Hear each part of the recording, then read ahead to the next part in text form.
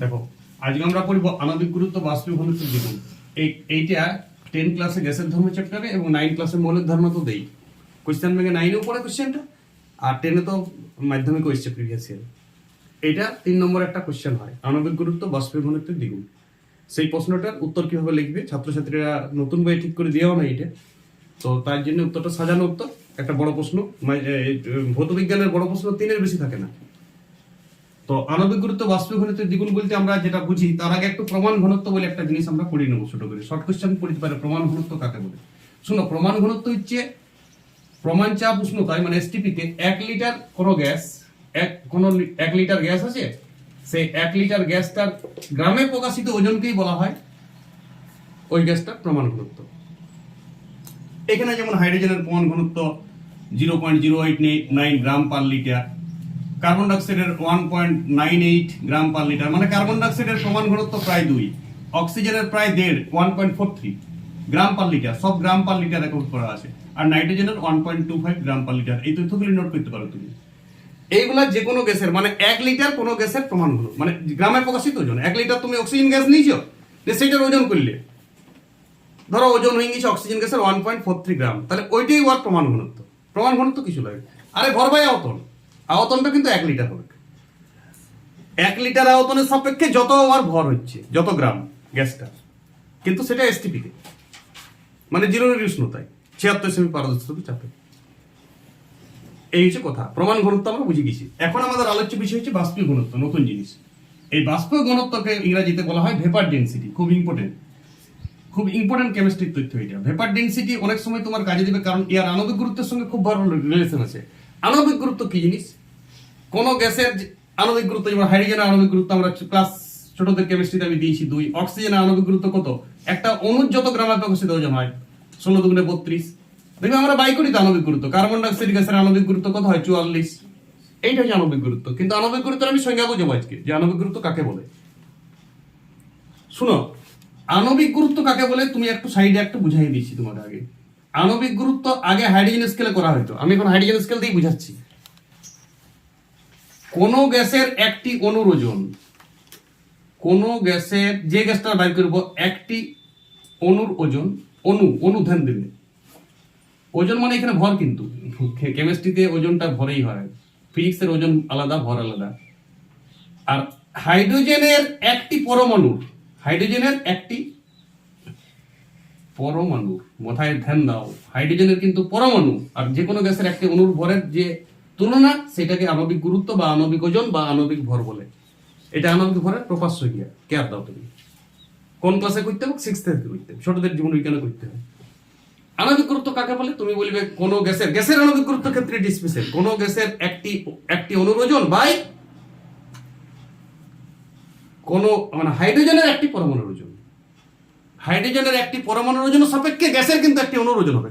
গ্যাসের ক্ষেত্রে অণু বলেছি, হাইড্রোজেনের ক্ষেত্রে পরমাণু বলছি, কিটা ধ্যান দিবে। সেই অনুপাতটাকেই বলা হয় কি, সেই বাই ফরমেশনটাকেই বলা হয় আণবিক গুরুত্ব। এইটা আণবিক গুরুত্বের সংজ্ঞা তুমি আগে মাথায় চাপাও। আণবিক গুরুত্ব কাকে বলে এক সাইডে লিখে রাখো। এখন আমি বাষ্পীয় ঘনত্বের বলছি।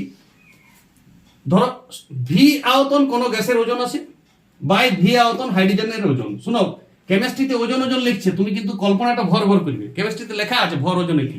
কেমিস্ট্রির ক্ষেত্রে ওজনটা মানে বল নয়, ফিজিক্সের ওজন আর ভর আলাদা, কেমিস্ট্রির ক্ষেত্রে ওজন ভর একই, অঙ্কের ক্ষেত্রে ওজন ভরে কি, পৃথিবীর ক্ষেত্রে ওজন ভরে কি। আমরা সাদা কথায় যাই, একটা কুমড়ার ওজন 10 কেজি, কুমড়ার কোনোদিন ওজন 10 কেজি হয়? 10 নিউটন হতে পারে ওজন। ওজন একটি বল বটে ফিজিক্সে। কথা বলায় বা কেমিস্ট্রিতে কথা বলার মতন সমাজে ছড়ে গেছি যেটা, সেটাই নিয়েছে কেমিস্ট্রি। তো বাষ্পীয় ঘনত্ব সমান ভি আয়তন গ্যাসের ওজন বাই ভি আয়তন হাইড্রোজেনের ওজন। হাইড্রোজেন দিয়ে তুলনা করা হয়। ভি আয়তন যে কোনো গ্যাসের ওজন, কার্বন ডাইঅক্সাইড হতে পারে, অক্সিজেন হতে পারে, নাইট্রোজেন হতে পারে, যে কোনো গ্যাস, কিন্তু নিচটা হবে ভি আয়তন হাইড্রোজেন গ্যাস প্রপার। উপরে যে কোনো গ্যাস ভি আয়তন, এখানে তুমি যে কোনো লিখতে পারো। ভি আয়তন যে কোনো গ্যাসের ওজন বাই ভি আয়তন হাইড্রোজেন গ্যাসের ওজনের অনুপাতটাকে বাষ্পীয় ঘনত্ব বলে। এটা বাষ্পীয় ঘনত্বের সংজ্ঞা। চলো দেখো, অ্যাভোগাড্রো প্রকল্পতে কি বলা আছে? সমায়তন সকল গ্যাসেই সমান সংখ্যক অণু থাকে। তাহলে ভি আয়তন যে কোনো গ্যাস আছে হরিদাস গ্যাস, আর নিচে আছে ভি আয়তন হাইড্রোজেন গ্যাস। ধরে নিলাম আমি ভি আয়তন যে কোনো গ্যাসে এন সংখ্যক অণু থাকে। তাহলে এন সংখ্যক অণুর ওজন, আর যে কোনো গ্যাসের কথা লিখছি না, তুমি লিখতে পারো n সংখ্যক অণুর ওজন বাই, তাহলে মানে হাইড্রোজেনেরও n সংখ্যক অণুর ওজন, কারণ সমায়তন ভি আয়তন হাইড্রোজেনও আছে। যদি ইয়ার আমি ধরে নিয়েছি n সংখ্যক অণু আছে, তাহলে ইয়ারও n সংখ্যক অণু আছে। বুঝতে পেরেছ?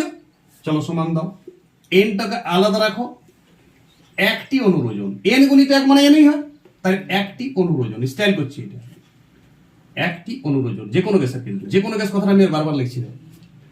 এইখানেও তুমি এনটাকে সরাও, একটি H2 মানে হাইড্রোজেন বানান করে লিখবে তুমি, আমি H2 লিখে দিচ্ছি, একটি হাইড্রোজেন অণুর ওজন, বাস। এইবারে শুনো, একটি হাইড্রোজেন অণুতে কটা পরমাণু থাকে? দুটা, তাহলে NN কেটে গেল, NN কেটে গেছে। এইবারে তুমি লেখো একটি যে কোনো গ্যাসের, যে কোনো গ্যাসের প্রতিবার লিখতে হবে অণুর ওজন বাই